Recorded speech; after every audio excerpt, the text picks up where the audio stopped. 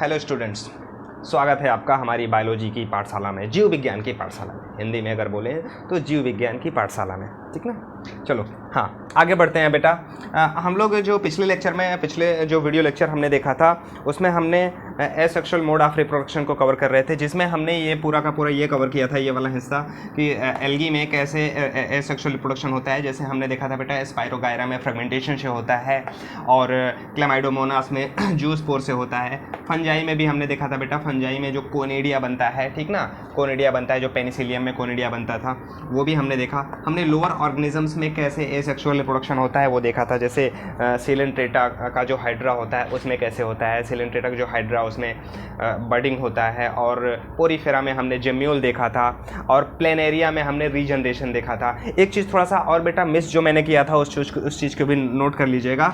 हमने जो रीजनरेशन बताया था बेटा, रीजनरेशन में जो हमने एपीमार्फोसिस और मार्फोलैक्सिस जो हमने आपको बताया था, ये तो प्लेनेरिया में तो रीजनरेशन होता ही होता है, लेकिन एनसीईआरटी की जो सप्लीमेंट्री मटेरियल है ना उसमें बेटा एक एग्जांपल हाइड्रा भी दिया है।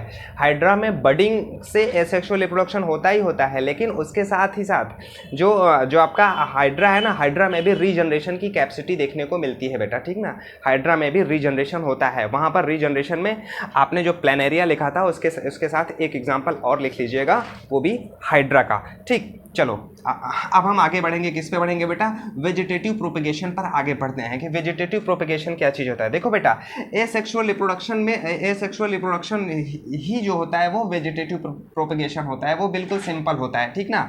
देखो, जैसे हम एनिमल्स में अगर एक एनिमल से अगर दूसरा एनिमल्स अगर वो प्रोपेगेट कर रहा होता है, बन रहा होता है, एक एनिमल से दूसरा एनिमल्स अगर बन रहा होता है by mode of asexual reproduction, वो कोई भी मोड हो सकता है एसेक्सुअल रिप्रोडक्शन का, चाहे वो बडिंग हो, रीजनरेशन हो, कुछ भी हो, ठीक ना। तो उससे वो अगर रिप्रोड्यूस हो रहा होता है तो उसको हम एसेक्सुअल रिप्रोडक्शन करते हैं। हम एनिमल के लिए कभी हम वेजिटेटिव शब्द का यूज नहीं करते हैं, हम हमेशा प्लांट के लिए हम वेजिटेटिव वर्ड्स का यूज करते हैं। तो एक प्लांट से अगर कोई दूसरा प्लांट अगर बन रहा है तो प्रोपेगेट हो रहा होता है। मतलब प्रोपेगेट का मतलब यही होता है कि बेटा विस्तार करना, बढ़ना, ठीक ना, बढ़ जाना, यानी number of individual is increased, तो वो कहलाता है बेटा प्रोपेगेशन। तो अगर वो प्लांट से हो रहा है तो उसको हम वेजिटेटिव प्रोपेगेशन कहते हैं। ये वेजिटेटिव प्रोपेगेशन ही एसेक्सुअल रिप्रोडक्शन है। इसमें भी जो प्लांट बॉडी बनेगी वो भी 100% पेरेंट के सिमिलर होगी, अर्थात वो भी क्लोन ही होगी, ठीक ना, क्लोन ही होगी। तो अब हम देखेंगे बेटा वेजिटेटिव प्रोपेगेशन क्या होता है। देखो बेटा, प्लांट्स में कुछ ऐसे स्ट्रक्चर्स पाए जाते हैं, सुनिएगा बेटा बात को, प्लांट्स में कुछ ऐसे स्ट्रक्चर्स पाए जाते हैं जिनको हम वेजिटेटिव प्रोपेग्यूल्स कहते हैं, ठीक ना, वेजिटेटिव प्रोपेग्यूल्स कहते हैं, वेजिटेटिव प्रोपेग्यूल्स कहते हैं। इस वेजिटेटिव प्रोपेग्यूल्स वाले पार्ट से, ठीक ना, प्लांट में कुछ ऐसे पार्ट होते हैं जिन्हें वेजिटेटिव प्रोपेग्यूल्स कहते हैं। इस पार्ट से, इस प्रोपेग्यूल का मतलब है कि विस्तार करने वाला, ठीक ना, विस्तार करने वाला, बढ़ाने वाला, संख्या को बढ़ाने वाला, ठीक ना, उससे कुछ ऐसा स्ट्रक्चर बनता है, उस स्ट्रक्चर से एक नई प्लांट बॉडी बन जाती है। अगर उसको पेरेंट से डिटैच भी कर दिया जाए तो भी वो सरवाइव कर जाता है। तो ये कहलाता है बेटा आपका वेजिटेटिव प्रोपेगेशन होता है, ठीक ना। तो अब हम देखेंगे वेजिटेटिव प्रोपेग्यूल्स कितने प्रकार के होते हैं और इसका एग्जाम्पल क्या है वो हम एक एक करके यहाँ पर समझेंगे। पूरी की पूरी 100% एनसीईआरटी कवर करेंगे बेटा। जो एक्स्ट्रा मटेरियल्स होगा मेडिकल एग्जाम के लिए वो भी हम आपको यहाँ पर बताते रहेंगे बेटा, ठीक ना। चलो सबसे पहले देखते हैं हम लोग वेजिटेटिव प्रोपेगेशन में जो पहला वेजिटेटिव प्रोपेग्यूल्स है वो क्या चीज़ है। पहला है बेटा आपका, क्या है बेटा, वो रनर, ठीक ना, रनर का एग्जाम्पल याद रखिएगा बेटा। ये रनर का एग्जाम्पल है बेटा, वेरी इंपॉर्टेंट एग्जाम्पल, ऑक्जेलिस, ठीक ना। ऑक्जेलिस एक प्लांट होता है जो कि आप भी आसानी से इसको देख करके पहचान सकते हो, ठीक ना। अब मेरे पास ऐसा कोई फैसिलिटी तो है नहीं कि मैं आपको दिखा दूं कि यही ऑक्जेलिस का प्लांट होता है। आप लोग गूगल करेंगे तो आपको इस प्लांट का स्ट्रक्चर आपको आसानी से क्लियर दिख जाएगा बेटा, ठीक ना। चलो अब देखेंगे हम लोग कि ये ऑक्जेलिस में ये रनर कैसे प्रोपेगेट करता है। देखो बेटा, किसी भी प्लांट के स्टेम में, किसी भी प्लांट का जो स्टेम होता है, तना जो होता है, उसके उसमें दो चीज़ें आपको दिखाई पड़ती हैं बेसिकली। एक नोड दिखाई देता है, एक इंटर नोड दिखाई देता है। जैसे आप कोई भी आप तना ले लीजिए, चाहे गन्ने का ले लीजिए, सिंपल से। चलो अच्छा, मैं अगर यहाँ पर मैं गन्ने का अगर मैं यहाँ पर एक स्टेम बनाता हूँ तो मैं अगर, जैसे मैंने कहा ये गन्ने का स्टेम है, ठीक ना। तो यहाँ पर एक ये ऐसे बीच बीच में यहाँ पर इस तरीके का आपको ऐसे डिसेक्शन दिखाई देगा बेटा, ठीक ना, ऐसे बीच बीच में आपको ये ऐसे कटा हुआ दिखाई देगा। तो जो बीच बीच में यहाँ पर ये आपको ये वाला स्ट्रक्चर जो दिखाई देता है बेटा, इसी को क्या कहते हैं हम लोग, नोड कहते हैं, ठीक ना। ये क्या है बेटा, ये नोड है, ठीक ना। इस नोड से यानी दो नोड के बीच में, एक ये नोड हो गया, एक ये नोड हो गया, इस नोड, इन दोनों नोड के बीच का जो ये वाला स्ट्रक्चर दिखाई देता है, इसको हम बेटा इंटर नोड कहते हैं, ठीक ना, इंटर नोड कहते हैं। तो याद रखिएगा, जो भी बेसिकली जो भी वेजिटेटिव प्रोपिग्यूल्स यहाँ पर निकलेगा, वो कहाँ से निकलेगा बेटा, हमेशा नोड से ही निकलेगा, इंटर नोड से कभी नहीं निकलेगा, ठीक ना। हमेशा कोई भी स्ट्रक्चर नोड से निकलेगा।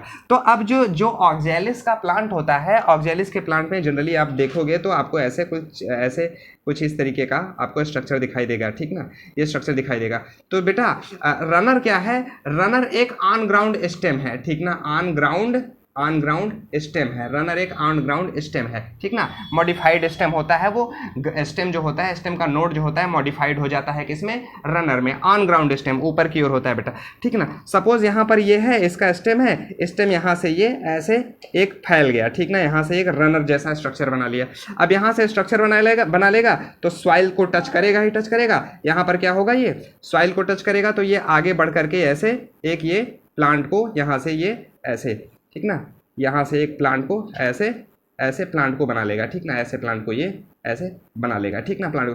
अब आप इसको पेरेंट बॉडी से यहाँ से डिटैच भी कर देंगे ना, तो ये प्लांट सर्वाइव कर जाएंगे, ठीक ना, ये प्लांट सर्वाइव कर जाएंगे। तो इस तरीके से जो होता है बेटा, किसमें होता है, ये देखने को मिलता है किसमें, ऑक्जेलिस में। यानी रनर जो होता है, ये वाला जो स्टेम से, यानी जो ऊपर की ओर, जो ग्राउंड के ऊपर की ओर जो स्टेम होता है, स्टेम से यानी जमीन से अटैच ही रहेगा। क्या होगा, वो ऊपर की ओर रहेगा, उसके स्टेम के नोड से कुछ ऐसे स्ट्रक्चर्स निकलेंगे जो ग्राउंड पर ऐसे रन करेंगे, इसी वजह से उसका रनर नाम दिया गया है। वो नीचे रूट का फॉर्मेशन करते जाएंगे, रूट का फॉर्मेशन करेंगे, जिससे वो एक पूरा का पूरा एक नीचे ऊपर एक नया प्लांट बनता चला जाएगा, जिससे ये प्रोपेगेट होता चला जाएगा। ये कहलाता है बेटा क्या, रनर हो गया, ठीक ना। इसका एग्जाम्पल याद रखिएगा बेटा, नोट करते जाइएगा बेटा, मैं बार बार मिटाता रहूंगा, लिखता रहूंगा बेटा, ठीक ना, बार बार मिटाता रहूंगा, लिखता रहूंगा, ठीक ना। चलो अब दूसरा वेजिटेटिव प्रोपिग्यूल्स को हम लोग देखते हैं, वो क्या चीज़ होता है, दूसरा वेजिटेटिव प्रोपिग्यूल्स आपके एनसीईआरटी ने भी बेटा एक जो यहाँ पर आप जिंजर देख रहे हो, बी वाला स्ट्रक्चर, अगर आप देखेंगे पेज नंबर 7 पे बी वाला स्ट्रक्चर, तो इसमें आपको दिखाई दे रहा है बेटा कि अदरक, ठीक ना, जिंजर दूसरा, ठीक ना, दूसरा अगर आप देखेंगे तो ये अदरक आपको दिखाई दे रहा है। ये जो अदरक में एक स्ट्रक्चर आपको बना दिखाई दे रहा है बेटा, उसको हम राइजोम कहते हैं, ठीक ना, राइजोम किस में देखने को मिलता है, एग्जाम्पल याद रखिएगा बेटा, किसमें है वो, जिंजर, ठीक ना, जिंजर। चलो जिंजर में देखते हैं क्या चीज़ है। देखो बेटा, राइजोम, अदरक तो सबके घर में होगा ही होगा बेटा। अदरक क्या होता है, आप देखते हो बेटा कि वो स्टेम होता है, अदरक स्टेम है, और जाहिर सी बात है जब वो स्टेम होगा तो स्टेम में आपको नोड और इंटर नोड दोनों दिखाई देंगे। आप सिंपल सा देखिए बेटा, आप एनसीईआरटी को उठा करके देखिए, एनसीईआरटी में आपको यहाँ पर ये इस तरीके से ऐसे कटा हुआ स्ट्रक्चर्स यहाँ पर आपको दिखाई दे रहे हैं, दिख रहा है ना बेटा, ठीक ना, ये वाला स्ट्रक्चर यहाँ पर आपको ऐसे कटा हुआ स्ट्रक्चर आपको दिखाई देगा, मतलब सेपरेटेड दिखाई देगा, उसमें आपको क्लियर बिल्कुल नोड और इंटर नोड दिखाई दे जाएंगे। और इसी नोड और इंटर नोड के बीच में से बेटा, ठीक ना, जैसे मान लेते हैं कोई ये अदरक है, ठीक ना, ये कोई अदरक है, ठीक ना, यहाँ पर आपको ये इस तरीके का ऐसे आपको ये, ठीक ना, यहाँ पर ये जो पार्ट है बेटा, इसी को क्या कहते हैं बेटा, इसी को हम नोड्स कह रहे हैं, ठीक ना, इसी नोड्स कह रहे हैं। और इसी नोड से क्या निकलता है बेटा, इसी नोड से कुछ रूट लाइक स्ट्रक्चर्स निकलता है, ठीक ना, रूट लाइक स्ट्रक्चर्स निकलेंगे कुछ इस प्रकार से, ऐसे इस प्रकार से स्ट्रक्चर निकलेंगे। आप इस हिस्से को इतना यहाँ से काट दीजिए, काटने के बाद इसको ले जाइए लगा दीजिए, तो एक नया अदरक का एक नया प्लांट तैयार हो जाएगा बेटा, ठीक ना। तो अब यहाँ पर जो ये रूट निकल रहा है ना बेटा, इस रूट को हम क्या कहते हैं, एडवेंटिशियस रूट कहते हैं, एडवेंटिशियस रूट कहते हैं। अब एडवेंटिशियस रूट उसको कहते हैं बेटा, जो सुनिएगा बेटा, एडवेंटिशियस रूट उसको कहते हैं बेटा जो रेडिकल के अलावा किसी दूसरे भाग से निकलता हो। यानी जब हम आपको एम्ब्रॉय जब पढ़ाएंगे तो उसमें बताएंगे कि जो प्लांट का एम्ब्रॉय होता है उसमें दो पार्ट होते हैं, एक होता है रेडिकल, एक होता है प्लूम्यूल। तो रेडिकल से, R for radicle, R for root, तो आर से जो मतलब रेडिकल से रूट निकलता है, प्लूम्यूल से शूट निकलता है, ऊपर वाला भाग बनाता है।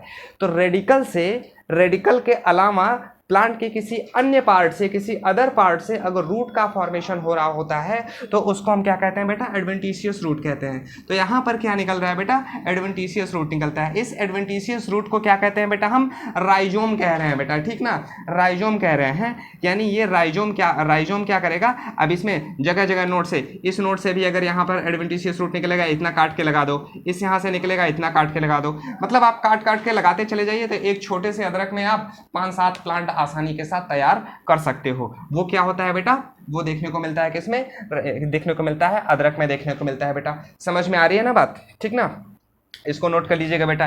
ये रनर हो गया बेटा। अब आगे बढ़ते हैं तीसरे वेजिटेटिव प्रोपिग्यूल्स की ओर आगे बढ़ते हैं बेटा, ठीक ना। चलो तीसरा वेजिटेटिव प्रोपिग्यूल्स देखते हैं बेटा, ठीक ना। तीसरा वेजिटेटिव प्रोपिग्यूल्स क्या है बेटा, सकर्स, ठीक ना। तीसरा वेजिटेटिव प्रोपिग्यूल्स है बेटा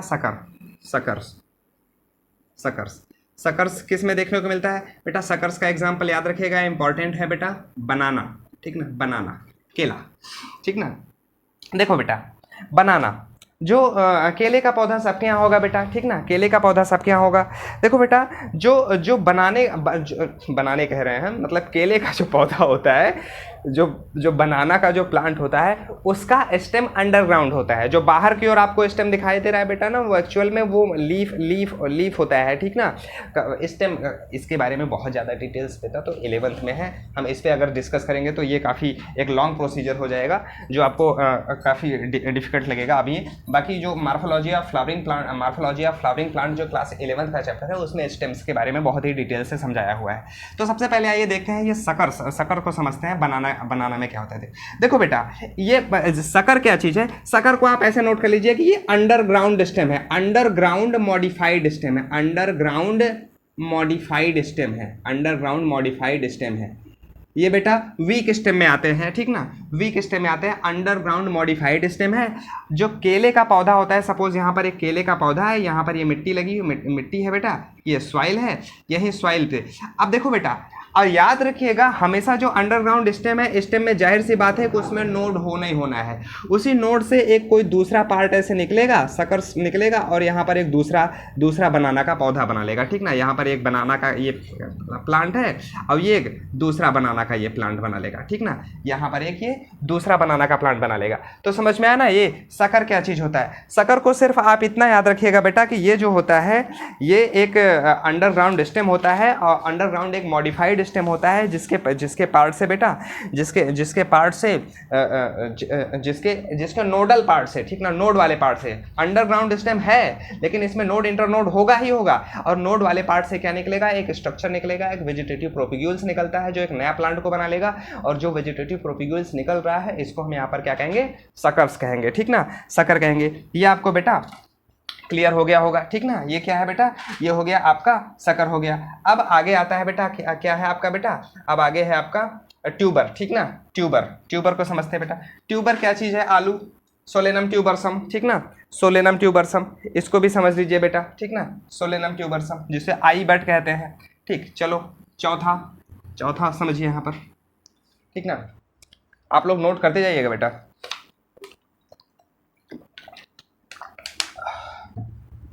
चलो चौथा, ट्यूबर को हम क्या कहेंगे बेटा, आई बट कहेंगे, ठीक ना, आई बट, ट्यूबर।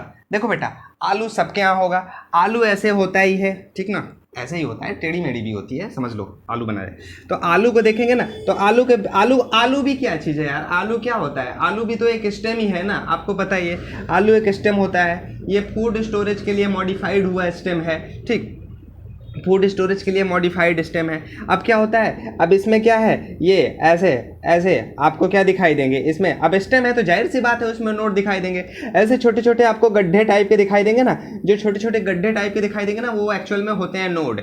और इस नोड से ऐसे छोटे छोटे क्या निकलते हैं, बड निकलता है। इस नोड से ऐसे छोटे छोटे क्या निकलते हैं बेटा, बड निकलता है। इस बड को कहते हैं हम लोग आई बड कहते हैं। बचपन में कहते हैं कि आँखा है निकल आया है इसमें, ठीक ना। आलू में क्या निकल आया है, आँखा निकला है, आँखा फोड़ दिया है। तो आँखा फोड़ दिया का मतलब किसी की आँख मत फोड़ देना। तो यहाँ पर इस स्टेम से एक छोटा सा एक बड निकलता है जिसको आई बड कहते हैं, हिंदी में इसको आँखें भी कहते हैं। तो अंग्रेजी में भी इसको आई, ये वाला आँख नहीं, हिंदी वाले में भी आँखा आँखें कह रहा है तो वो वाला भी आँख नहीं, ठीक ना। तो यहाँ पर एक छोटा सा क्या निकल रहा है, वो आई बड निकल रहा है।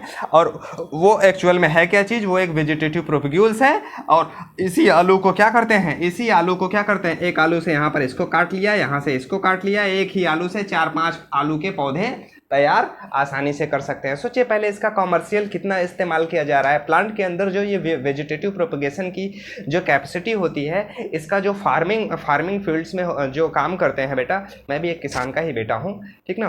तो हम लोग इसका अच्छा खासा बेनिफिट उठाते हैं बेटा, ठीक ना। क्या करते हैं, आलू को यहाँ से ऐसे काटते हैं, यहाँ से काटते हैं, यहाँ से काटते हैं, और इसको काट करके आलू को खेतों में लगा दिया जाता है, ढेर सारी आलू तैयार हो जाती है हमारे पास, ठीक ना। अच्छा, कभी कभी कहते हो कि एक अगर आप सिंपल सा सोचिए, आलू का अगर बीज खत्म हो जाए, पहली चीज़ तो आलू में बीज नहीं होता बेटा, मैं क्लियर कर दूं। आलू अगर ख़त्म हो जाए तो क्या उसको आप मतलब उगा सकते हो?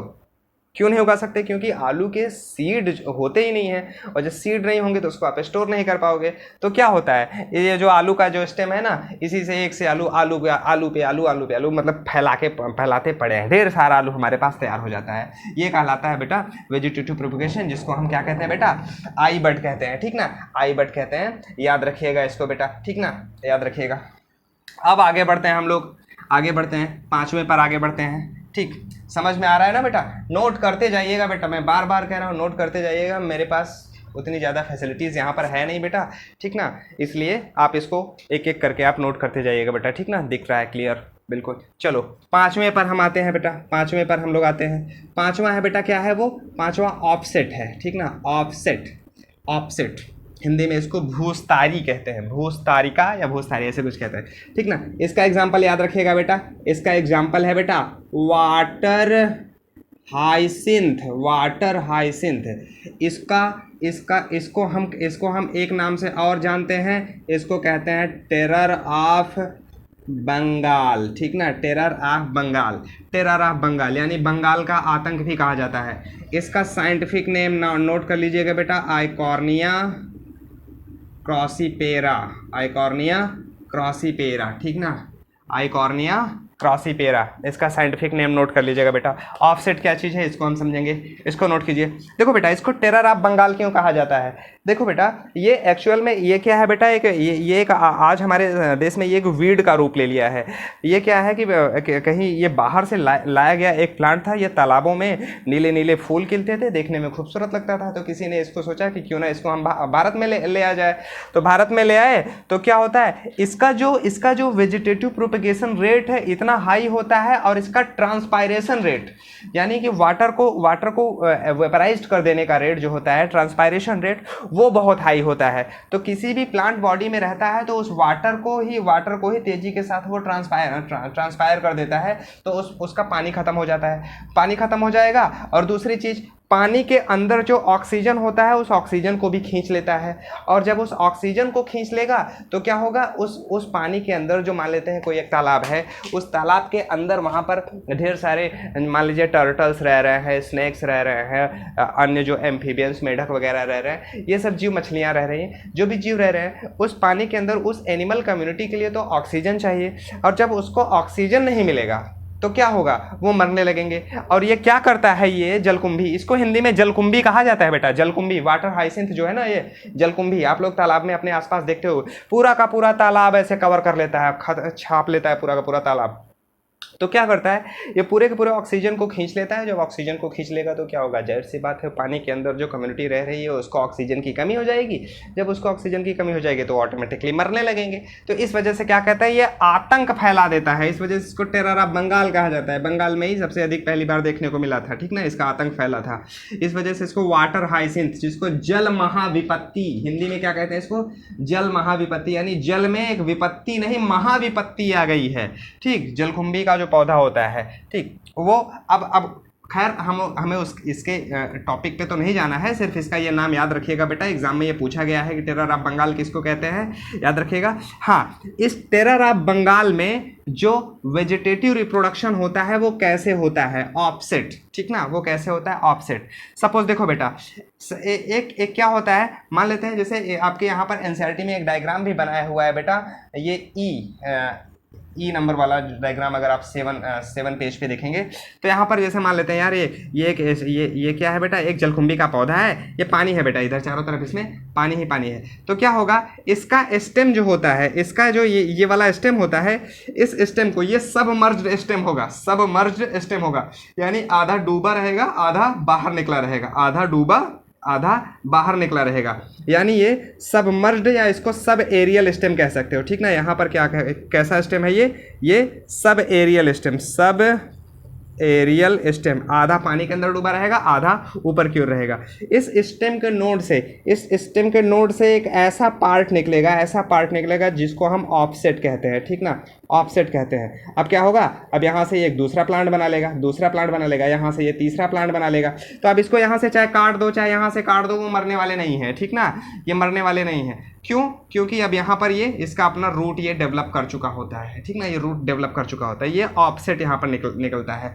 ऐसे अभी 3-4 साल पहले एक एग्जाम में ये पूछा गया था कि ऑफसेट कैसे बनता है, कौन से डिवीजन से बनता है। तो सिंपल सा याद रखिएगा बेटा, हमने शुरुआत में ही बताया है कि किसी भी प्रकार का वेजिटेटिव रिप्रोडक्शन होता है या वो एसेक्सुअल रिप्रोडक्शन होता है, उसमें अगर सेल डिवीजन की बात करेंगे तो उसमें ऑलवेज माइटोटिक डिवीजन ही होगा, यानी समसूत्री विभाजन ही होगा। समझ में याद रखिएगा बेटा, चाहे वो इंडिविजुअल हैप्लॉइड हो या डिप्लॉइड हो, दोनों में वो हमेशा माइटोटिक डिवीजन ही होगा, ठीक ना, माइटोसिस ही होगा। तो यहाँ पर जो ऑफसेट बन रहा होता है ये माइटोसिस ही किया हुआ है, माइटोसिस करके यहाँ पर ये एक नया प्लांट को डेवलप किया, यहाँ पर एक नया प्लांट को डेवलप किया जिसे हम वाटर हाइसिंथ या हिंदी में जलकुंभी कहते हैं या बंगाल का आतंक कहते हैं। इसका आप लोग साइंटिफिक नेम भी याद रखिएगा, ये ऑफसेट होता है, यहाँ से वो निकल करके वो आगे बढ़ रहा होता है। चलो ये समझ में आया बेटा, वाटर हाइसिंथ हो गया, 5वां भी हो गया। अब आपको आगे बढ़ते हैं बेटा। प्याज सबके घर में होगा, जल्दी से भाग के जाओ एक किचन में, एक प्याज लेकर के आओ, ठीक ना। चलो, प्याज जब काटते हो ना तो आप लोग रोने लगते हो ना, उसमें क्या होता है, सल्फर एरिल सल्फाइड करके ऐसे कोई केमिकल होता है, मुझे याद नहीं आ रहा है बेटा, सल्फर एरिल सल्फाइड ऐसा कुछ नाम है। क्या छोड़ो, ये सब जनरल नॉलेज की चीज़ें हैं। हाँ देखो बेटा, हाँ छठवां क्या है बेटा, छठवां क्या है, वो है बेटा बल्ब। जो प्याज आप लोग खाते हो वो क्या चीज़ है, वो एक्चुअल में बल्ब है, ठीक ना, वो बल्ब है। इसका एग्जाम्पल क्या है बेटा, ऑनियन, ठीक ना, ऑनियन। ये भी याद रखिएगा बेटा, मैं जितना नाम यहाँ पर एग्जाम्पल लिख रहा हूँ, इस एग्जाम्पल का आप लोग साइंटिफिक नेम भी नोट कर लेना बेटा, चाहे गूगल से या फिर कहीं से। अगर आपको फिर भी नहीं मिलता है तो आप हमें मैसेज करेंगे तो हम आपको ये सारे के सारे साइंटिफिक नेम प्रोवाइड कर देंगे बेटा, लेकिन आप लोग लिख लोगे, हमें इतना भरोसा है, ठीक। सबका ये साइंटिफिक नेम आप लोग बेटा नोट कर लीजिएगा कहीं से भी, ठीक ना। चलो, तो ये बल्ब क्या है, देखो बेटा प्याज सब लोग देखते हो, प्याज अभी जब भी आप देखो, जनरली आप लोग खाना भी अगर बनाते हो या फिर अगर दाल के साथ प्याज को एज ए सलाद के रूप में खाते हो, तो प्याज का ऊपरी छिलका जो ऐसे निकालते हो उसको ट्यूनिक कहते हैं, ठीक ना, ट्यूनिक, TUNIC, ट्यूनिक कहते हैं। तो वो प्याज का एक एक पार्ट आप ऐसे निकालते चले जाओगे, वो खुलता चला जाएगा, निकालते चले जाओगे, वो खुलता चला जाएगा। वो एक्चुअल में होता क्या है, वो बल्ब क्या है, बल्ब एक मॉडिफाइड लीफ होता है, ठीक ना। ये क्या है बेटा, ये मॉडिफाइड लीफ होता है, जिसको हम फ्लेसी लीफ कहते हैं, ठीक ना, फ्लेसी लीफ कहते हैं। प्याज का जो हिस्सा आप खाते हो ना, वो क्या है बेटा, वो लीफ ही है, ठीक ना, लीफ ही है। अब ये कहोगे कि प्याज की जो ऊपर पत्ती निकलती है वो क्या चीज़ है, उस पर माथा पच्ची मत करना बेटा, वो फ्लावर का पार्ट होता है, ठीक। चलो, तो अब प्याज में जो स्टेम होता है, आप कहोगे प्याज में स्टेम कहाँ, देखो बेटा, प्याज एक लो ऐसे सीधा काट दो, ठीक ना। जैसे मान लो चलो ये मैंने एक प्याज बनाया, ठीक ना।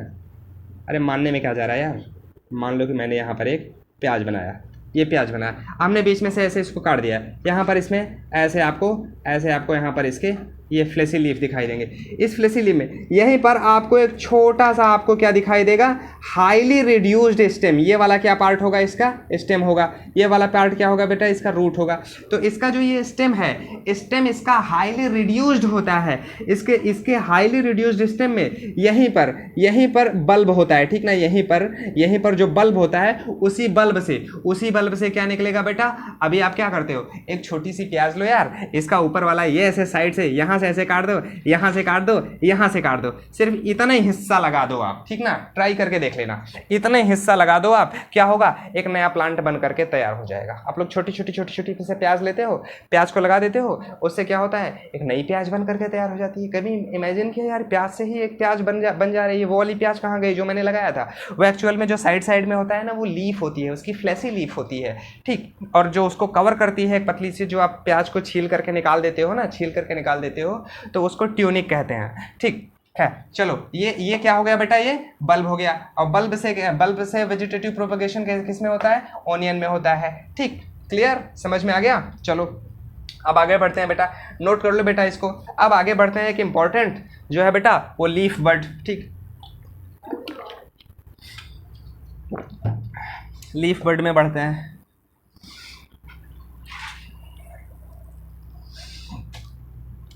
नेक्स्ट होगा बेटा, जो भी हो, पांचवा छठवां जो भी है बेटा, नेक्स्ट रहेगा वो क्या है बेटा, वो लीफ बड। इसका एग्जाम्पल याद रखिएगा बेटा, ब्रायोफाइलम, ठीक ना। ब्रायोफिलम इसको कहते हैं। देखो बेटा, ब्रायोफिलम, अब लीफ बड यानी पत्ती से कोई बड निकलेगा, जी हाँ, पत्ती से ही बड निकलेगा बेटा, ठीक ना, पत्ती से ही बड निकलेगा। एग्जाम्पल यहाँ पर दिया हुआ है बेटा, ठीक ना, एग्जाम्पल यहाँ पर दिया हुआ बेटा, ये याद रखिएगा बेटा, ठीक ना। चलो एग्जाम्पल याद रखिएगा। देखो बेटा, लीफ का स्ट्रक्चर यहाँ पर आपको एक बना हुआ दिखाई दे रहा है आपकी एनसीईआरटी में। कुछ इस प्रकार का एक लीफ है, ठीक ना, कुछ इस प्रकार का एक लीफ है। ये इसकी मिड रिब होती है, ठीक ना। इधर आपके इसका वीनेशन होता है, ठीक ना, वीनेशन है इसका, वीनेशन बताइएगा। चलो इसको एक होमवर्क दे रहे हैं, इसका वीनेशन किस टाइप का है, ठीक ना। इसका जो एडवेंटिशियस रूट का मैं वीनेशन जो ये बना रहा हूँ, इसका वीनेशन किस टाइप का है, ये भी आप लोग कमेंट करके बताइएगा। पिछले वीडियो में आप लोगों ने, मैंने पूछा था कि रीजनरेटिव कैपेसिटी आपके बॉडी के अंदर किस में होती है, तो आप लोगों ने आंसर किया था बेटा कि लीवर में होती है। बिल्कुल करेक्ट आंसर किया था बेटा आपने, ठीक ना, लीवर में होती है। तो अब आप हमको ये बताइएगा कि इसका वीनेशन किस प्रकार का है, पैरेलल है कि पिन्नेट है, ठीक ना, पैरेलल है कि रेटिकुलेट वेनेशन है कि पैरेलल वेनेशन है, ठीक ना, रेटिकुलेट वेनेशन है कि पैरेलल वेनेशन है, बताइएगा, ठीक ना। ये किताब में दिया है, आप लोग उसको देख लीजिएगा। खैर चलो अब आगे बढ़ते हैं बेटा, ठीक ना, आगे बढ़ते हैं। देखो इस पत्ती के इस वाले हिस्से से, ठीक ना, पत्ती के इस वाले सियोन वाले हिस्से से, जो यहाँ मार्जिन वाला हिस्सा होता है, इस मार्जिन वाले हिस्से से एक ऐसे छोटा सा ऐसे बड निकलेगा, ऐसे बड निकलेगा, छोटी छोटी पत्तियाँ निकलेंगी, इसमें ऐसे छोटा छोटा रूट निकलेगा। अब इसके भी रूट को हम एडवेंटिशियस रूट कह रहे हैं, याद रखिएगा। जो रेडिकल के किसी अदर भाग से अगर कोई रूट का डेवलपमेंट हो रहा होता है, तो उसको हम एडवेंटिशियस रूट कहते हैं, ठीक ना। यहाँ पर ऐसे छोटी छोटी ये निकलेंगी पत्तियाँ, ये अब ये क्या होगा, यहीं से टूटेंगी, टूट करके गिर जाएंगी। ये जो बड यहाँ पर ये जो यहाँ पर निकल रहा है बेटा ना, ये एडवेंटिशियस बडिंग इसको कहते हैं, याद रखिएगा इसको। एनसीईआरटी ने यहाँ पर इस शब्द को लिखा भी है, एडवेंटिशियस बड, ठीक ना। एडवेंटिशियस बड निकलेगा, और एडवेंटिशियस बड यहाँ पर जो रूट होगा वो भी एडवेंटिशियस रूट ही कहलाया जाएगा, ठीक ना, एडवेंटिशियस रूट ही होगा, एडवेंटिशियस रूट होगा। अब ये एडवेंटिशियस रूट होगा, यहाँ से टूटेगा, टूट करके नीचे गिरा, जमीन पर गिरा, और जमीन पर उसको मॉइस्चर मिल जाएगा, वो क्या करेगा, उसकी रूट पकड़ लेगी, आसानी से एक नया ब्रायोफाइलम का प्लांट बना लेगा। सोचो पहले फार्मर इस प्लांट को कितना हाईली तरीके से इसको कॉमर्शियली प्रोपेगेट कर रहे होंगे, क्योंकि एक पत्ती से 3-4 प्लांट आसानी से बन जा रहे हैं। तो इसकी कई सारी एक प्लांट में पत्तियां होंगी, तो कई सारी पत्तियां होंगी तो कितने प्लांट बन सकते हैं, कितना तेजी के साथ इसको प्रोपेगेट किया जा सकता होगा बेटा, ठीक ना। ये होता है बेटा लीफ बर्ड। इसका एग्जांपल याद रखिएगा, किसमें देखने को मिलता है, ये ब्रायोफाइलम में देखने को मिलता है। चलो बेटा नोट कर लिया ना, नोट करते जाना बेटा सारी चीज़ें, ठीक ना।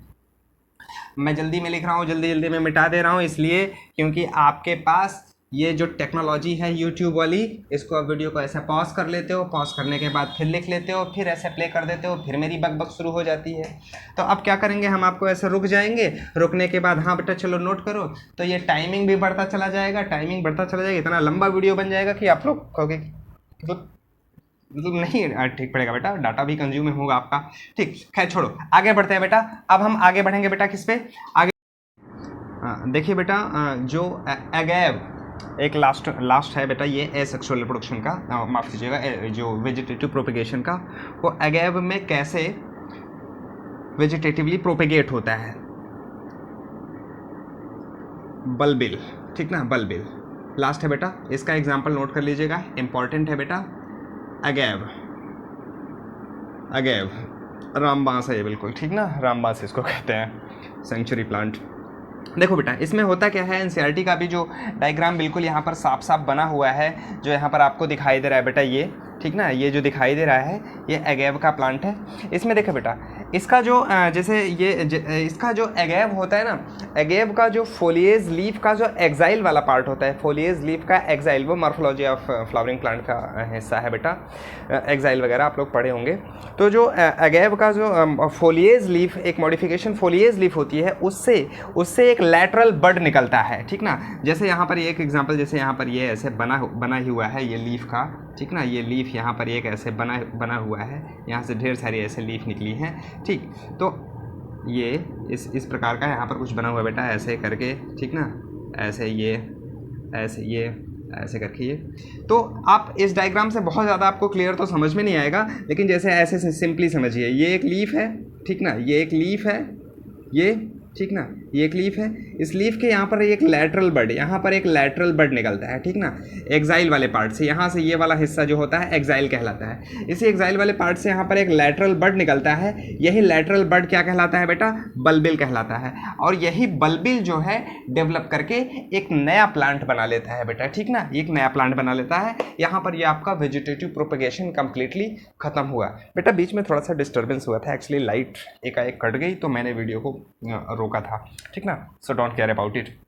तो हाँ चलो, ये बिल्कुल आपको ये समझ में आ गया होगा कि बेटा वेजिटेटिव प्रोपेगेशन क्या होता है। वेजिटेटिव प्रोपेगेशन में हमने रनर समझा, राइजोम समझा, सकर समझा, ऑफसेट को समझा, फिर उसके बाद बल्ब देखा, लीफ बर्ड देखा, ठीक ना, लीफ बर्ड देखा, और आई बर्ड जो हमने पोटैटो में देखा था वो भी देखा हमने बेटा, ठीक ना, बल्बिल देखा, ठीक, बल्बिल देखा। ये सारी चीज़ें यहाँ पर ये आपको एकदम क्लियर कट समझ में आ गई होंगी बेटा। अब इसके अलावा याद रखिएगा, इसके अलावा वेजिटेटिव प्रोपेगेशन में कोई भी क्वेश्चन आपको बाहर से नहीं पूछा जाएगा, सिर्फ जितना बताया है इतना ही आपको याद रखिएगा बेटा, ठीक ना। चलो अब थोड़ा सा कुछ इंपॉर्टेंट पॉइंट्स को हम यहाँ पर नोट कर लेते हैं बेटा, ठीक ना, इंपॉर्टेंट पॉइंट्स को हम यहाँ पर कुछ नोट कर लेते हैं। चलिए देखिए, मैं इसको बेटा अब पूरा का पूरा मैं मिटा दे रहा हूँ, क्योंकि अब ये आपका एसेक्सुअल रिप्रोडक्शन का ये सिंगल सेल्ड ऑर्गेनिज्म और ये एल्गी, फंजाई और लोअर ऑर्गेनिज्म में कैसे एसेक्सुअली रिप्रोड्यूस करते हैं, वेजिटेटिव प्रोपेगेशन भी हमने पूरा का पूरा कवर कर लिया है। अब इसमें कोई भी चीज़ें बची नहीं है, याद रखिए। इसके अलावा अब कहीं से भी जो चाहे वो बोर्ड का एग्ज़ाम हो, चाहे वो मेडिकल के एग्ज़ाम हो, इससे बाहर पूछने वाले नहीं है, ठीक ना। थोड़ा सा कुछ इंपॉर्टेंट टर्मिनोलॉजीज़ को हम नोट कर लेंगे बेटा, वो क्या है इंपॉर्टेंट टर्मिनोलॉजीज़, ठीक ना, समझिएगा बेटा। देखो एपोमिक्सिस क्या चीज़ होता है, एपोमिक्सिस, ठीक ना, एपोमिक्सिस, एम्फीमिक्सिस, ठीक ना, एम्फीमिक्सिस, और सोमैटोजेनिक रिप्रोडक्शन,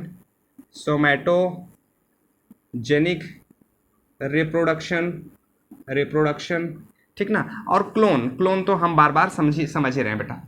देखो बेटा, एपोमिक्सिस क्या चीज़ है, एपोमिक्सिस क्या चीज़ है, ये एक एसेक्सुअल रिप्रोडक्शन है, ठीक ना, ये एक एसेक्सुअल रिप्रोडक्शन है। हम इसको आगे पढ़ेंगे बेटा, लेकिन थोड़ा सा आपको बेसिकली यहाँ पर आपको पता होना चाहिए कि ये कभी कभार ये एसेक्सुअल है कि सेक्सुअल है, ये पूछ लेता है। तो एपोमिक्सिस क्या चीज़ है बेटा, ये एसेक्सुअल रिप्रोडक्शन है। मतलब इसमें होता क्या है बेटा कि सीड का फॉर्मेशन होता है, बीज का फॉर्मेशन होता है। सीड तभी बनता है बेटा जब फर्टिलाइजेशन होता है जाइगोट का, ठीक, ये एग का जब फर्टिलाइजेशन होगा तभी जो है सीड बनता है, ठीक ना, डबल फर्टिलाइजेशन होता है। होता है। आगे देखेंगे बेटा क्या चीज़ है, अभी सिर्फ इतना आपको जानते रहिए कि एपोमिक्सिस क्या है, वो एसेक्सुअल रिप्रोडक्शन है। एम्फीमिक्सिस क्या चीज़ होता है बेटा, जो पैरामीशियम में देखने को मिलता है बेटा, ये क्या है बेटा, ये सेक्सुअल रिप्रोडक्शन है, सेक्सुअल रिप्रोडक्शन है, ठीक ना। एम्फीमिक्सिस सेक्सुअल रिप्रोडक्शन है। आप एपोमिक्सिस और एम्फीमिक्सिस से कंफ्यूज मत होइएगा बेटा, ठीक ना। एम्फीमिक्सिस क्या चीज़ होता है बेटा, वो सेक्सुअल रिप्रोडक्शन होता है, ये पैरामीशियम में देखने को मिलता है। एपोमिक्सिस क्या चीज़ होता है, ये बेटा एसेक्सुअल रिप्रोडक्शन होता है, जो सीड का फॉर्मेशन होता है, विदाउट फर्टिलाइजेशन सीड का फॉर्मेशन होता है। सोमैटोजेनिक रिप्रोडक्शन, अब देखो बेटा सोमैटोजेनिक रिप्रोडक्शन का मतलब यही होता है कि देखो बेटा यहाँ पर दो शब्द से मिल करके एक शब्द बनाया गया है, सोमैटोजेनिक रिप्रोडक्शन। तो सोमैटिक का मतलब होता है कोई बॉडी का कोई भी पार्ट जो होता है वो सोमैटिक कहलाता है, ठीक ना। जैसे आपकी बॉडी में दो प्रकार की सेल होती हैं, एक होता है सोमैटिक सेल्स, एक होती हैं सेक्स सेल्स। जो सेक्स सेल्स होती हैं जो मियोसिस करती हैं बेटा, उनको हम मियोसाइट सेल्स कहते हैं। और आपकी जितनी भी बॉडी की सेल्स हैं वो सभी के सभी क्या है बेटा, सोमैटोजेनिक सेल्स हैं। ये सोमैटोजेनिक सेल्स क्या करती हैं, ऑलवेज माइटोटिक डिवीजन करती हैं, ठीक ना। तो सोमैटोजेनिक रिप्रोडक्शन क्या मतलब क्या है बेटा, कि मतलब सोमैटिक सेल से कोई जनरेट हुआ, उससे जो रिप्रोड्यूस होगा उसको हम सोमैटोजेनिक रिप्रोडक्शन कहते हैं, ठीक ना। तो सोमैटोजेनिक का मतलब ही है, आप सिंपल सा समझ जाइए कि ये एसेक्सुअल रिप्रोडक्शन का ही बात कर रहा है, ठीक ना, एसेक्सुअल रिप्रोडक्शन की ही बात कर रहा है। तो सोमैटोजेनिक रिप्रोडक्शन का एक सिनोनिम्स आप कह सकते हो बेटा, ठीक ना। सोमैटोजेनिक एसेक्सुअल रिप्रोडक्शन का एक सिनोनिम्स है, ठीक। ये आपको इतनी टर्मिनोलॉजी को याद रखना होगा बेटा। हाँ, क्लोन, अब जितना जो भी हमने अभी एसेक्सुअल रिप्रोडक्शन देखा था, चाहे वो सिंगल सेल्ड में देखा या फिर लोअर ऑर्गेनिज्म में देखा या फिर हमने वेजिटेटिव प्रोपिगेशन में देखा, उसमें एक शब्द आपका यूज होता है क्लोन, ठीक ना। क्लोन यूज होता है, क्लोन का मतलब होता है बिल्कुल सेम टू सेम, ठीक ना बेटा, बिल्कुल सेम टू सेम, बिल्कुल फोटो कॉपी जिसको कहते हैं आप लोग, ठीक ना। क्लोन, देखो बेटा अगर एसेक्सुअल रिप्रोडक्शन से कोई भी ऑर्गेनिजम्स रिप्रोड्यूस होता है तो वो morphologically and genetically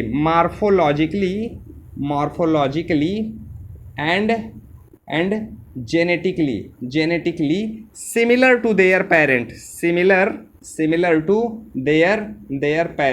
there parent, यानी वो बाह्य रूप से और आनुवांशिक रूप से, यानी मॉर्फोलॉजिकली यानी एक्सटर्नली, और उसके डीएनए में जो भी सीक्वेंसेस हैं वहाँ पर भी जेनेटिकली वो अपने पेरेंट के 100% सिमिलर होते हैं। इस वजह से जो एसेक्सुअली रिप्रोड्यूस करने वाले ऑर्गेनिजम्स होते हैं उनके लिए हम क्लोन वर्ड्स का यूज़ करते हैं कि ये बिल्कुल अपने पेरेंट्स के क्लोन होते हैं, ठीक ना, क्लोन होते हैं।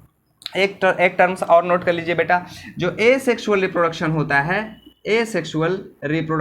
है ये बेटा फेवरेबल कंडीशन, हालांकि इसको तो मैं बता ही चुके हैं बेटा, ठीक ना, बता ही चुके हैं। फेवरेबल कंडीशन में एक बार फिर से बता दे रहे हैं, रिकॉल कर लीजिए। फेवरेबल कंडीशन में होता है और सेक्सुअल रिप्रोडक्शन जो होता है वो अनफेवरेबल कंडीशन में होता है,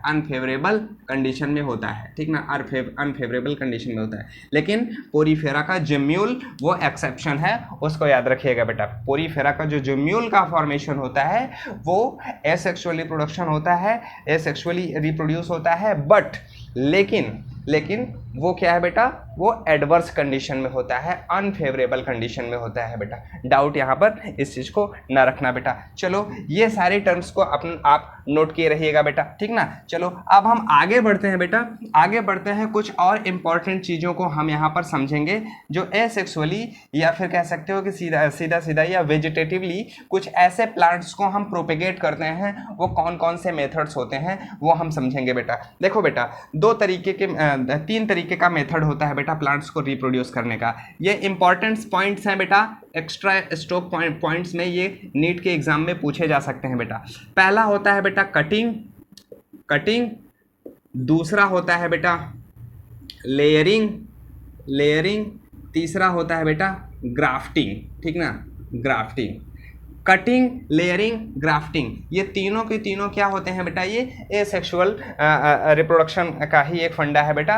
लेकिन इसमें जो होता है ये जो कह सकते हो कि एक आर्टिफिशियल एसेक्सुअल रिप्रोडक्शन आप इसको कह सकते हो कि यानी इसमें जो होता है ह्यूमन इन्वॉल्व होता है, हम उसको खुद करते हैं, ठीक ना, हम उसमें ये चीज़ें खुद करते हैं। प्लांट स्वतः ये चीज़ें नहीं करता है। ये एसेक्सुअल यानी वेजिटेटिव प्रोपेगेशन का ही एक पार्ट है बेटा, कटिंग, लेयरिंग, ग्राफ्टिंग। इसमें होता क्या चीज़ है बेटा, सिंपल सा आपको पता है। कोई भी आप प्लांट को लीजिए, किसी भी प्लांट के स्टेम को कट कीजिए, कट करने के बाद उसे मॉइस्ट जगह पर उसको आप इम्प्लांट कर दीजिए, वहाँ से उसमें रूट डेवलप हो जाएगी। रूट डेवलप होने के बाद एक प्लांट बन जाएगा। सिंपली आप गुलाब के पेड़ का, रोज़ के पेड़ का आप स्टेम लीजिए, स्टेम को आप कट कीजिए, कट करने के बाद आप किसी मॉइस्ट प्लेस पे उसको आप इम्प्लांट कर देते हैं, तो वहाँ से एक नया प्लांट डेवलप हो जाता है। ये कहलाता है बेटा क्या, कटिंग कहलाता है, ठीक ना। ये कटिंग कहलाता है। इसका एग्जाम्पल आप नोट कर लीजिएगा बेटा, एग्जाम्पल, ठीक ना। एग्जाम्पल एग्जाम में पूछे जा सकते हैं, मैंगो, गुआवा, लीची, ठीक ना, लीची, रोज़, ठीक ना। मैंगो, गुआवा, लीची, रोज़ एंड लेमन आल्सो, ठीक ना, लेमन आप लोग रोज़ का एग्जाम्पल जो है, मतलब रोज़ को आसानी से आप इसको घर पे आप इसको ट्राई कर सकते हो कि ये कैसे कटिंग करके। सिंपल सा प्लांट है, सिंपल सा फंडा है बेटा। जैसे मान लेते हैं ये कोई एक प्लांट है, ठीक ना, ये कोई एक प्लांट है, इसके इस यहाँ पर इसके किसी भी स्टेम के किसी भी स्टेम को आप इसी स्टेम को काट लीजिए या इस ब्रांच को काट लीजिए, काटने के बाद उसको ले जाइए, इम्प्लांट कर दीजिए, वहाँ से एक नया प्लांट डेवलप हो जाएगा बेटा, ठीक ना। अब आते हैं हम किस पे, लेयरिंग पे आते हैं बेटा। लेयरिंग जो होता है बेटा 3 प्रकार का होता है। एक होता है simple layering, mount layering and air layering. Layering जो होता है वो 3 प्रकार का होता है। एक होता है सिंपल लेयरिंग, और एक होता है माउंट लेयरिंग, और एक होता है एयर लेयरिंग, ठीक ना, एयर लेयरिंग। इसको समझ लीजिए क्या चीज़ होता है बेटा। बिल्कुल बोर ना होना बेटा आप लोग, थोड़ा लेक्चर जो है थोड़ा सा लंबा हो रहा है, ये इम्पॉर्टेंट है। आप कहोगे कि ये एनसीईआरटी में तो है ही नहीं, लेकिन आपको ये इम्पॉर्टेंट है बेटा, पता होना चाहिए, ठीक ना। अगर थोड़ा सा बाहर निकल गया तो एक क्वेश्चन आप गलत करोगे तो सीधे सीधे 4 नंबर आपके कट जाएंगे बेटा। देखो बेटा, सिंपल लेयरिंग में क्या होता है, किसी भी प्लांट के, ठीक ना, किसी भी प्लांट के स्टेम को, किसी भी प्लांट को सिंपल लेयरिंग पे में आप समझिए, किसी भी प्लांट के स्टेम को आप बेंट डाउन करके वहां पर मिट्टी लगा दीजिए। मिट्टी लगाने के बाद क्या होगा, वहां से वो एक नया रूट डेवलप हो जाएगा। आप उसको मेन स्टेम से काट दीजिए, एक नया प्लांट बन करके तैयार हो जाएगा। सिंपली समझिए इसको बेटा, क्या ये कह रहा है। जैसे मैंने कहा है कि ये प्लांट है, ठीक ना, जैसे मैंने कहा है कि ये प्लांट है, उसमें ढेर सारे स्टेम ये निकले हुए हैं, ढेर सारे ये स्टेम निकले हुए हैं। इसमें ये उसके लीफ भी है ये, चलो देखो ये लीफ है, ये लीफ है, ठीक ना, ये लीफ है उसकी। तो अभी क्या किया आपने इस वाले स्टेम को क्या किया, थोड़ा सा फोर्सफुली आपने खींचा। खींचने के बाद यहाँ से यहाँ पर बेंट डाउन कर दिया। यहाँ पर बेटा उसकी लीफ रहेगी बेटा, ठीक ना, ये उसकी यहाँ पर ये उसकी लीफ रहेगी, ठीक ना, ये उसकी लीफ है, ठीक ना, लीफ है। अब क्या किया आपने, ये यहाँ से बेटा उसकी सॉइल तो है ही, सॉइल से यहाँ पर है ही। अब आपने क्या किया, यहाँ से यहाँ पर आपने बिल्कुल इतना फोर्सफुली आपने उसको बेंट किया। बेंट करने के बाद यहाँ पर ऐसे मिट्टी लगा दिया। तो अब क्या होगा, यहाँ से एक नई रूट डेवलप हो जाएगी। रूट डेवलप होगा, क्या होगा, अब आप चाहे यहाँ इसके मेन स्टेम से काट दीजिए, ये एक नया प्लांट तैयार हो जाएगा। ये कहलाता है बेटा क्या, सिंपल लेयरिंग कहलाता है बेटा। याद रखिएगा, ये सिंपल लेयरिंग बहुत ही कॉमन होता है बेटा। इसका एग्जाम्पल नोट कर लीजिएगा बेटा, लेमन, रोज एंड जैस्मिन। इसका एग्जाम्पल नोट कर लीजिए, लेमन, रोज और jasmine, lemon, rose and jasmine, ठीक ना, लेमन, रोज एंड जैस्मिन दिखाई दे रहा है बेटा, ठीक ना, हाँ, लेमन, रोज एंड जैस्मिन, इसको नोट कर लीजिएगा बेटा। अब आते हैं हम लोग किस पे आते हैं बेटा, हम लोग आते हैं माउंट लेयरिंग पे आते हैं। माउंट लेयरिंग को भी समझ लीजिए ऐसे सिंपली बेटा। माउंट लेयरिंग ये भी बहुत आसान होता है बेटा। देखो कोई एक प्लांट है, यहाँ से उसकी कई सारी ब्रांचेस निकली हैं, ठीक ना, यहाँ से उसकी कई सारी ब्रांचेस निकली हैं। अब देखो यहाँ पर ये उसकी मिट्टी है, ठीक ना, मिट्टी है, यहाँ पर उसका रूट होगा, ये उसका प्लांट है, यहाँ पे उसकी ब्रांचेस हैं, ढेर सारी ये ब्रांचेज होंगे, ये भी ढेर सारी ब्रांचेज होंगे, यहाँ पर लीफ बने होंगे, ठीक ना, ये लीफ बने होंगे उसके, सिंपल सा समझ जाइए बेटा, ऐसे डायग्राम है रफली, ठीक ना, लीफ बने होंगे। अब आप क्या करो, एक मिट्टी का यहाँ से यहाँ तक पूरा का पूरा ढेर लगा दो, ठीक ना, एक मिट्टी का यहाँ से यहाँ तक पूरा का पूरा ढेर लगा दो। ये हमने एक मिट्टी का पूरा यहाँ से ढेर लगा दिया, यहाँ पर पूरा का पूरा मिट्टी लगा दिया। तो अब क्या हुआ, अब यहाँ से क्या होगा, यहाँ से ढेर लगाने के बाद क्या होगा, अब यहाँ से रूट डेवलप होने लगेंगी, अब क्या कीजिए, आप इसको मेन स्टेम से यहाँ से काट दीजिए, तो क्या होगा, अब इसका अपना रूट रूट यहाँ पर है ही, इसका यहाँ पर रूट है ही, ये 1 2 3 प्लांट यहाँ पर इस तरीके से तैयार कर सकते हो बेटा। ये होता है बेटा, क्या कहलाता है बेटा, ये कहलाता है माउंट लेयरिंग, ठीक ना बेटा, माउंट लेयरिंग। यानी जो माउंट लेयरिंग हो गया, जो यहाँ पर आप मिट्टी लगाए हो, इसको बेटा हम स्टूल कहते हैं, ठीक ना, स्टूल कहते हैं, इसको याद रखिएगा बेटा, ठीक ना। चलो ये आपका माउंट लेयरिंग हो गया, ठीक ना, माउंट लेयरिंग हो गया। अब आते हैं हम लोग किस पे आते हैं बेटा, एयर लेयरिंग पे, ठीक ना, एयर लेयरिंग पे आते हैं। चलो अब आते हैं एयर लेयरिंग पे। याद रखिएगा बेटा, ये लेयरिंग में हम ये सारे एग्जाम्पल हम इसी में यूज़ कर सकते हैं, तीनों के लिए हम यूज़ कर सकते हैं, ठीक ना, तीनों के लिए हम ये एग्जाम्पल यूज़ कर सकते हैं। लेयरिंग का ही एग्जाम्पल रहेगा, ठीक। चलो अब आते हैं हम लोग किस पर, एयर लेयरिंग पे आते हैं, ठीक, एयर लेयरिंग पे आते हैं। एयर लेयरिंग क्या चीज़ है, देखो बेटा, आपको पता है, आपको सिंपली सा पता होता है बेटा कि किसी भी प्लांट के स्टेम को ले लीजिए, किसी भी प्लांट के स्टेम को ले लीजिए, स्टेम में बार्क को निकाल दीजिए। बार्क मतलब समझ रहे हो ना, जिसको छाल कहते हैं, ठीक ना। तो बार्क क्या चीज़ होता है बेटा, आपको पता है कि वेस्कुलर कैम्बियम के बाहर जितनी भी टिश्यू होती हैं, याद रखिएगा, वो एनाटॉमी का हिस्सा है बेटा, एनाटॉमी ऑफ फ्लावरिंग प्लांट का हिस्सा है। देखो बार्क जो होता है, वेस्कुलर कैम्बियम के बाहर का जितना भी हिस्सा होता है, वेस्कुलर कैम्बियम के बाहर का जितना भी होता है उसको हम बार्क कहते हैं, ठीक ना। बार्क क्या कीजिए, अब यहाँ पर कोई भी एक प्लांट लीजिए, सिंपल सा कोई एक प्लांट लीजिए, यहाँ से ये प्लांट लीजिए। अब आपने क्या किया, उसके बार्क को हमने हटा दिया, ठीक ना, बार्क को हमने हटा दिया, तो ये वाला हिस्सा यहाँ पर ये बचेगा, ठीक ना, ये वाला हिस्सा यहाँ पर ये बच रहा है। तो अब आप यहाँ पर क्या कीजिए, अब यहाँ पर आप क्या लगा देंगे, मिट्टी लगा देंगे, ठीक ना, मिट्टी लगा दें। मिट्टी क्या लगाते हैं हम, जनरली क्या लगाते हैं बेटा, पीट मॉस लगाते हैं, ठीक ना, पीट मॉस आपको याद होगा बेटा, ठीक ना, पीट मॉस लगाते हैं, जिसको हम क्या कहते हैं बेटा, देखो यहाँ पर ये रूट रहेगा ही बेटा, यहाँ पर इसका तो रूट रहेगा ही, यहाँ पर हम लगाते हैं पीट मॉस स्फैग्नम, ठीक ना, पीट मॉस जो कि जिसके अंदर वाटर को होल्ड करने की कैपेसिटी होती है, ठीक ना, उसका नाम है बेटा स्फैग्नम। यहाँ पर पीट मॉस लगा देते हैं बेटा। अब क्या होगा, पीट मॉस लग जाएगा तो यहाँ से क्या होगा बेटा, यहाँ से रूट डेवलप होने लगेंगी, यहाँ से क्या होगा, रूट डेवलप होने लगेंगी। फिर आप चाहिए तो इस प्लांट को यहाँ से कट कीजिए, कट करने के बाद इसको कहीं और पर इम्प्लांट कर दीजिए, ये वाला प्लांट आपका बचा ही रहेगा, यहाँ से एक दूसरा प्लांट तैयार हो जाएगा। ये कहलाता है क्या बेटा, एयर लेयरिंग, ठीक ना, एयर लेयरिंग। ये चीज़ें जो होती है बेटा, इंडस्ट्रियल पैमाने पर इस्तेमाल किया जाता है, फार्मिंग में ही इसका बहुत बड़े पैमाने पर ये लेयरिंग का उपयोग होता है बेटा, ठीक ना। आपको ये लेयरिंग समझ में आ गया होगा बेटा। अब आते हैं हम लोग किस पे आते हैं बेटा, ग्राफ्टिंग भी बेटा इंपॉर्टेंट है, इसको भी समझ लीजिए, ठीक ना। ग्राफ्टिंग क्या चीज़ होती है बेटा, देखो बेटा, अब क्या होता है, किसी भी स्टेम को आप, ठीक ना, किसी भी स्टेम को आप कट कीजिए, किसी भी प्लांट से, कोई भी एक प्लांट का स्टेम ले लीजिए, सिंपल सा कोई एक प्लांट ले लीजिए, ऐसे समझिए, हमारे पास ये 2 प्लांट है, ठीक ना, हमारे पास ये एक ये वाला प्लांट है, ठीक ना, एक ये वाला प्लांट है, ठीक ना, एक ये वाला प्लांट है। अब समझिएगा, इसका स्टेम स्ट्रांग है, सुनिएगा बात को, इसका स्टेम स्ट्रांग है, इसका स्टेम वीक है। तो क्या करना है हमें क्या करना है, कुछ नहीं करना है, इस प्लांट के इस हिस्से को हम यहाँ पर काट देंगे, ठीक ना, इस हिस्से को हम यहाँ पर, इसको यहाँ से काट देंगे, इसको यहाँ से काट देंगे। तो यहाँ से ये वाला हिस्सा हम हटा देंगे, ये वाले हिस्से को हटाने के बाद क्या करेंगे, इस वाले हिस्से को ला करके हम यहाँ पर क्या करेंगे, यहाँ पर ये ऐसे ला करके यहाँ पर हम इसको जोड़ देते हैं बेटा, ठीक ना। यहाँ पर ये हमने इसको क्या किया, यहाँ पर इसको जोड़ दिया, मतलब कि किसी दूसरे प्लांट के स्टेम से किसी दूसरे प्लांट के स्टेम को ला करके हम जोड़ देते हैं, ठीक ना, जोड़ देते हैं। तो जो निचला वाला हिस्सा होता है बेटा, यही इंपॉर्टेंट है जो मैं यहाँ पर लेबल करने चल रहा हूँ। जो निचला वाला हिस्सा है इसको स्टॉक कहते हैं, और जो ऊपर वाला आप ग्राफ्ट करते हो, जिस पर आप ग्राफ्ट करते हो, उसे सियॉन कहते हैं, ठीक ना, सियॉन कहते हैं, SCION, ठीक ना, सियॉन कहते हैं। ये चीज़ आपको बेटा याद रखिएगा, ठीक ना। फिर से लाइट चली गई है बेटा, फिर से लाइट कट गई है, आपको थोड़ा सा अंधेरा सा फील होगा बेटा, ठीक ना। तो मैं इसका एग्जाम्पल जो है बोल दे रहा हूँ यहाँ पर, अब इस वीडियो को मैं यहाँ पर ख़त्म करूँगा।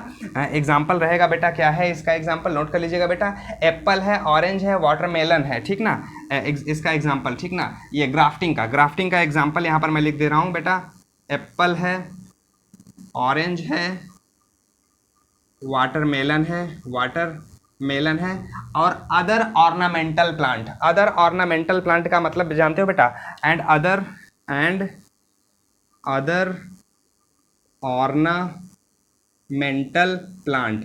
ऑर्नामेंटल प्लांट उनको कहते हैं जिसको सजावटी पौधा कहा जाता है। घरों में सजावटी पौधों के रूप में कई प्रकार के प्लांट्स को यूज़ किया जाता है, वो ऑर्नामेंटल प्लांट होते हैं। जैसे अशोक वगैरह का पेड़ लगाते हो आप लोग, तो वो क्या है बेटा, वो एक ऑर्नामेंटल प्लांट है बेटा। ठीक है बेटा, तो थोड़ा सा आपको अब अंधेरा सा फील होगा, लाइट कट चुकी है बेटा, तो आज हम इस वीडियो को यहीं पर बेटा पॉज करेंगे बेटा, मतलब यहीं पर ब्रेक देंगे। अब हम आगे पढ़ेंगे बेटा, क्या पढ़ेंगे, वो सेक्सुअल रिप्रोडक्शन को पढ़ेंगे। तो सेक्सुअल रिप्रोडक्शन भी बहुत इंपॉर्टेंट है बेटा, उसको भी हम लोग ऐसे ही एंजॉय करेंगे। पढ़ते रहिए, मेहनत करते रहिए, ऑल द बेस्ट बेटा, ठीक ना। मैं अब आप इसको नोट कर लीजिएगा बेटा, ठीक ना। ओके।